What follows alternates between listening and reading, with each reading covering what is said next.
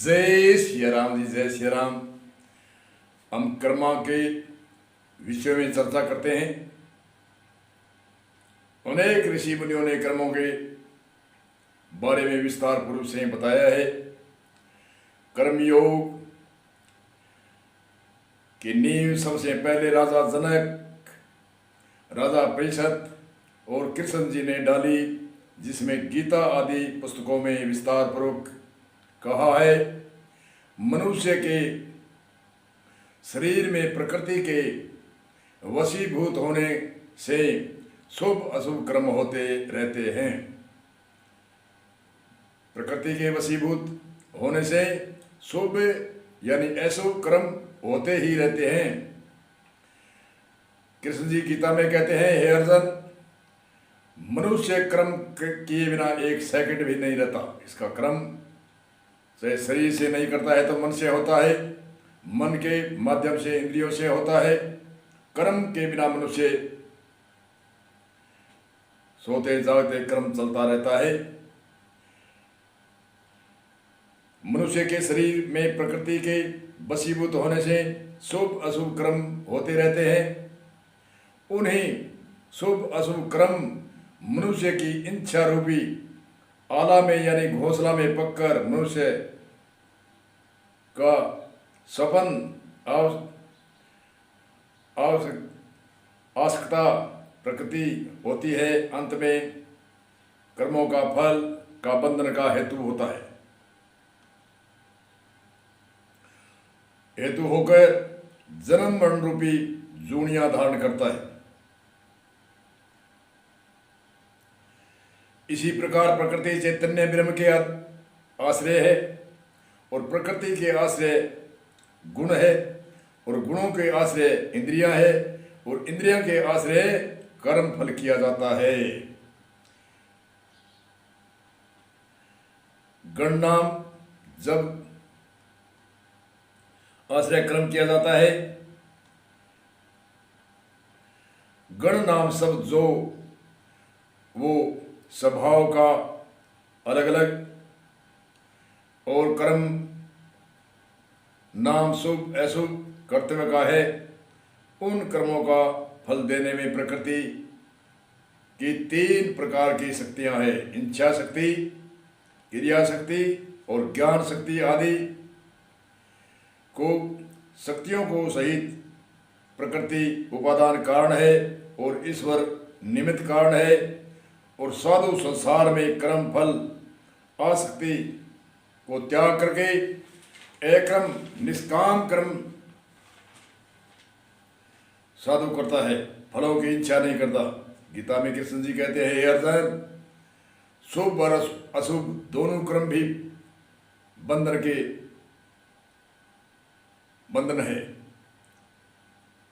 शुभ कर्म सोने की बेड़ी है और अशुभ कर्म लोहे की बेड़ी है, इतना ही अंतर है। इसलिए हे अर्जुन, तो निष्काम भाव से कर्म करेगा, न शुभ में बंधेगा न अशुभ में बंधेगा, फलों की इच्छा त्याग देगा तो निरिच्छा हो जाएगा।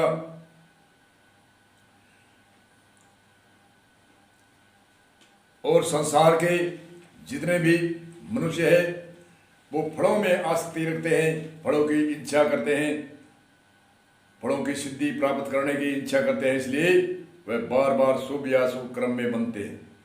जैसे शुभ कर्म एक जट भरत की कथा है। जट भरत ने एक शुभ कार्य किया था, एक मृग के बच्चे को पालन किया था। आजकल सभी आस्थावान जानते हैं। तो उसकी एक संत की यदि है, एक ने है गे कारण जट भरत धारी मृग दे। एक ने एक प्रेम होने के कारण जहां आशा वही भाषा। जट भरत ने इतना ही प्रेमलीन हो रहा था उस समय, इतनी इच्छा करी, मैं तो जा रहा हूं और मैंने मृग पाला था, उसका क्या हाल होगा। जहां आशा वही भाषा, एक ने है गए कारण है जट भरतधारी मृग दे। और कृष्ण जी कहते हैं, हे अर्जुन, और भी जितने भी संत ऋषि मुनि होते हैं वह सब निष्काम फल की कहते हैं कर्तव्य करता रहो, कर्म करते रहो और कर्म कह कौन से शुभ कर्म करते रहो। बार बार संतों ने कर्मों के बारे में, कर्म पैदा कहाँ से होते हैं, इनका विवरण भी दिया है। पैदा मनुष्य के कर्म 3 प्रकार से मनुष्य के शरीर में कर्म पैदा होते हैं, तन से, मन से और वाणी से। तन से कर्म, ऐसे कर्म बताते हैं चोरी चारी हिस्सा, ये 3 शरीर से कर्म पैदा होते हैं। कुक्रम जो कुक्रम है, जो अशुभ कर्म है, चोरी जारी हिस्सा, है 3 शरीर से। चोरी करना, जारी यानी लंगोट की सच्चाई न रखना, और संत 3 सूत्रों में समेट देते हैं। एक शॉर्टकट में एक यति है, जिव्या करे कछोतरी तीनों बसे क्रंत, सजने चलो मालता दुर्जन बसे क्रंत। जिव्या करे कछोतरी तीनों बसे क्रंत, सजन चालो मालता दुर्जन बसे क्रंत। जिव्या, जिव्या वाणी में सत्य और मिठास होना चाहिए। जिव्या कर कहते हैं देन लेन की सच्चाई होनी चाहिए, देन लेन की सच्चाई हो और लंगोट की सच्चाई हो। कछोतरी कहते हैं लंगोट को। जिव्या करे कछोतरी तीनों बसे क्रंत, सज्जन चालो मालता दुर्जन बसे क्रंत। क्या दुर्जन कहते हैं दुश्मन भी उससे झिझकता है, दुर्जन कहते हैं दुश्मन को। जिव्या कर कछोतरी तीनों बस क्रंत, सज्जन चालो मालता दुर्जन बस क्रंत। तो ये चोरी जारी हिस्सा, ये 3 शरीर से कर्म पैदा होते हैं। और मन से चिंता तृष्णा प्रायदोष, ये 3 मन से पैदा होते हैं। निंदा झूठ कठोर चपलता, ये 4 वाणी से, ये 10 दोष, ये कर्म अशुभ कर्म पैदा करने के ये संतों ने विधान बताया। 3 ही कारणों से कर्म पैदा होते हैं जो अशुभ कर्म माने जाते हैं। और इन्हीं 3 सूत्रों को धारण करें, धैर्य, क्षमा, दम, असत्य, सोच, इंद्रिय निग्रह, बुद्धि, विद्या, सत्यम, अक्रोध, ये 10 धर्म को धारण करता है। और 10 ये दोष होता है, इनका त्याग करता है, उनको ही मनुष्य कहते हैं। और निष्काम भाव का जोर दिया है संतों ने, निष्काम भाव से।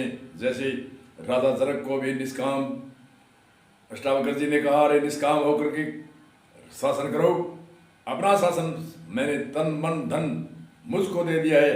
अष्टावक्र कहता है जनक को, और फिर तुम तन और मन और धन अपना नहीं मानता है, इसलिए तुम तन मन धन, पहले भी मैंने कहा था मैं तो एक ज्ञान जब दूंगा जब तुम मुझे तन मन धन तीनों मेरे अर्पण करेगा। और तन मन धन अर्पण मेरे अर्पण कर दिया तो सिर्फ नौकर की भांति कार्य करो। कई कहते हैं इच्छा नहीं होती है, वैसे नहीं होते, लोभ नहीं होता है तो कार्य नहीं होता। जैसे एक उदाहरण है, कलेक्टर, एक कलेक्टर के नीचे कितनी तहसील होती है, कितने गांव होते हैं, कितने उसके नौकर होते हैं, वो उनके वाहन होता है, बंगला होता है, उनके ऑफिस होता है, परंतु वो भाषा क्या बोलता है, ये ऑफिस सरकार का है, ये बंगला सरकार का है, ये गाड़ी सरकार की है, ये नौकर सरकार के है, और मैं नौकर भी सरकार का हूँ, इसलिए वो कार्य करता है। और जब रिटायरमेंट होता है तो न तो उसके बंगले की इच्छा होती, क्योंकि बंगला उसने पहले ही भी अपनाया था, मेरा नहीं है, ये सरकार का है। और कचहरी को, कोर्ट को उसने पहले भी मान लिया था, ये मेरी नहीं है, सरकार की है, उसमें उसको त्यागने में कोई अपील नहीं हुई। और जो बंगला, गाड़ी और जितने भी नौकर थे, जितने भी ड्राइवर आदि, चाहे 10 लाख की गाड़ी हो, चाहे 15 लाख की गाड़ी हो, चाहे 50 लाख का बंगला हो, उस बंगले की उसको कोई भी इच्छा नहीं है, क्योंकि उसने निष्काम भाव से कार्य किया था। ये काम मेरा नहीं है, सरकार का है, इसलिए नौकर की भांति रह करके कलेक्टर एक जिले का मालिक होता है, IAS अधिकारी होता है। और कई कहते हैं अरे इच्छा बिना, लोभ बिना काम नहीं होता। उसने कैसे किया? काम तो किया, जैसे एक मुनीम रहता है, जो घाटा नफा होता है तो मालिक के होता है, परंतु वो ऊपर से होता है और कार्य मालिक से ज़्यादा करता है मुनीम, ये हम देखते हैं। इसलिए हमारे ऋषि मुनियों में निष्काम भाव से कर्म करेगा तो न तो शुभ में बंधेगा और न तो अशुभ में बंधेगा। इसलिए काम, क्रोध, लोभ, मोह, अहंकार आदि, काम के अंदर यानी काम के बाद में क्रोध, काम जो शुभ काम निष्काम होता है उसमें क्रोध नहीं आता। और जो लौकिक हम संसारिक लोभ के लालच के वशीभूत होकर के हम काम करेंगे, काम मतलब कोई जीविका के लिए, कोई चाहे परमार्थिक कार्य के लिए कैसे भी करें, जो हम निष्काम भाव से नहीं करेंगे तो उसमें काम के अंदर अहंकार आएगा और क्रोध आएगा। काम, क्रोध, लोभ, मद मत्सर, ईर्ष्या को त्यागने के लिए संत कहते हैं। इसलिए कहते हैं काम निष्काम करोगे तो क्रोध नहीं आएगा। और क्रोध ही यमराज है, तुम्हें याद हो कि नहीं याद हो, क्रोध है वो यमराज है। और दूसरी, क्रोध को शुभ तरीके से, जो क्रोध है उसको चित्त, मन, बुद्धि, अहंकार, ये 3-4 अंतःकरण है, इनका दिशा बदलनी है। जैसे क्रोध एक शूरवीर मिलिट्री विभाग का होता है, वो सीमा पर क्रोध करता है तो क्रोध करने का वो समय होता है। इसलिए शुद्ध क्रोध जो क्रोधहीन हो जाता है तो उससे भी कार्य नहीं होता। इसलिए शुद्ध क्रोध, शुद्ध अंतःकरण, चित्त शुद्ध, मन शुद्ध, बुद्धि सात्विक और अहंकार भी सात्विक। तो ये सात्विक चारों चीजों को हम बदलेंगे, चित्त को सात्विकता में लाएंगे, मन को सात्विकता में ले आएंगे और बुद्धि सात्विक भाव से लाएंगे और अहंकार की शुद्धि करेंगे तो वह बंधन में नहीं आएगा, निष्काम भाव से कार्य करेगा। इसलिए काम, क्रोध,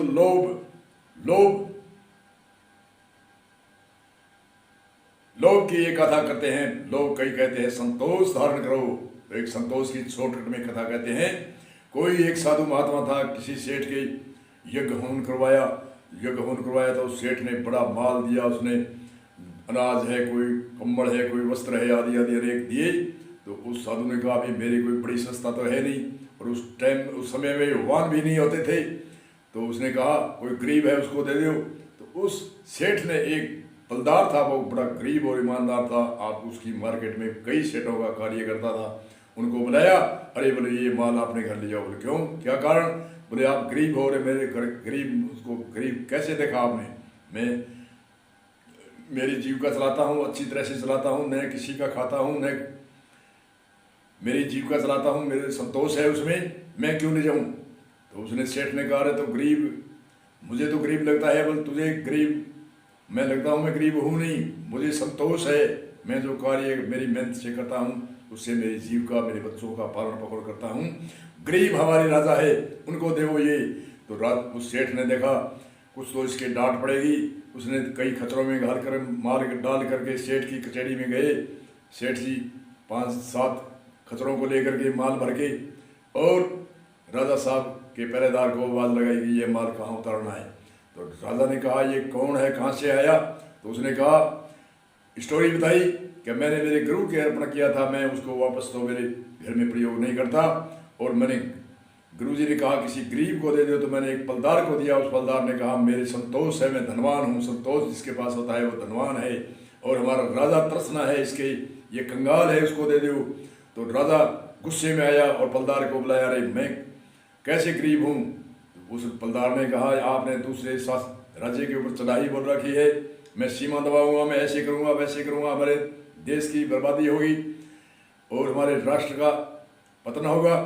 ज़रूरी नहीं कि हम सीमा दबाएंगे या हम दबाएंगे, तो आप जो इतने राज्य में आपके संतोष नहीं है तो दूसरे राज्य की आप चढ़ाई के लिए तरसना, बार बार मिलिट्री को तैयार करते हो, जनता में ऐलान करते हो कि हम अमुक अमुक देश पर अमुक समय में हमें चढ़ाई करनी है, उसकी सीमा दाबनी है, तो ये आपकी तरसना ही तो है और क्या है। तो इसलिए संतोष बोलने से नहीं होता, संतोष धारण करने से होता है। जैसे पलदार की एक उदाहरण दृष्टांत है, जिसने पलदार ने जो मेहनत करता था अपनी मेहनत में उसके संतोष था, इसलिए वह धनवान था, और राजा अनाप शनाप धन होने के कारण भी उसकी दूसरे देशों की सीमा दाबने की इच्छा, देश के वीर जवानों को मराने की इच्छा उसको नहीं देखता था।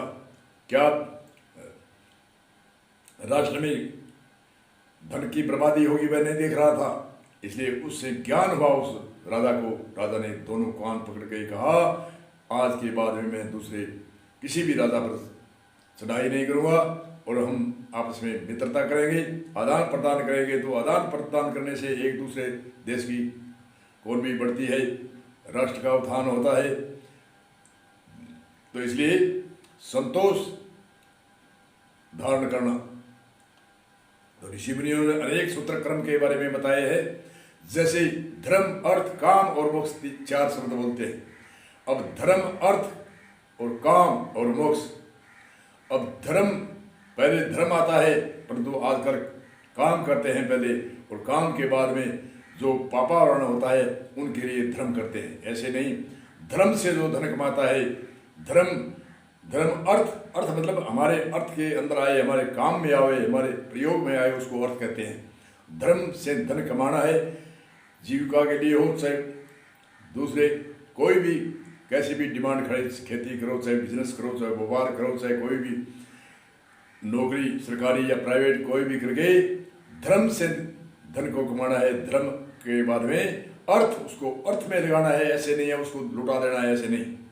जो अर्थ में आवे, हमारे इस लोक में भी काम आए धन लगाने से, और परलोक में भी हमारा सुधार हो, ऐसा धन का प्रयोग करे, ऐसा उसका अर्थ में न्याय। धर्म, अर्थ, काम कहते हैं। काम, उनके 2 सूत्रों के बाद में काम करना। काम का मतलब पुरुषार्थ, मेहनत से ही सब कुछ होता है। बिना मेहनत के कुछ नहीं होता। कई हाथ पर हाथ दे कर बैठे ऐसे बड़े संतों ने बड़ी कहे है, जतन कर अपना प्यारे कर्म की आस मत कीजिए। कर्म की अपने आप में कहता है कि मेरे कर्मों में लिखा हुआ, तो अरे कभी पूर्व जन्म में आपने नहीं लिखा है, कर्तव्य नहीं करा है, तो कैसे मिलेगी? जो पूर्व जन्म में जिसने कभी किया है तभी उसको मिलता है, बिना किए हुए कुछ भी नहीं मिलता। मनुष्य करता भी है और भोगता भी है, पूर्व के कर्मों को भोगता भी है, और नई डिमांड करके खड़ी करके इस जीविका को, इस लोक का सुधार कर सकता है, परलोक का सुधार करता रहे। धर्म, अर्थ, काम, और 3 चीज सही होती है तो मोक्ष का अर्थ होता है सुख। तो उसको सुख अपने आप ही मिलता है। और धर्म के लिए धन कमाए और अर्थ के लिए काम लगाए और अच्छा काम करे, पुरुषार्थ मेहनत करे, तो उसके चौथे सूत्र में बताए मोक्ष। मोक्ष तो होनी है। मोक्ष का अर्थ होता है सुख, मोक्ष का अर्थ है मोह की निवृत्ति, मोक्ष का अर्थ होता है सब दुखों की निवृत्ति और सुख की प्राप्ति को नाम ही मोक्ष है। इसलिए इसी सूत्र को यहाँ विराम देते हैं। कर्मों का सिलसिला अनेक संतों ऋषियों मुनियों ने बताया है, एक इशारे में हम समझना चाहिए, इसलिए इसी सूत्र को विराम देते हैं। जय श्री राम जी।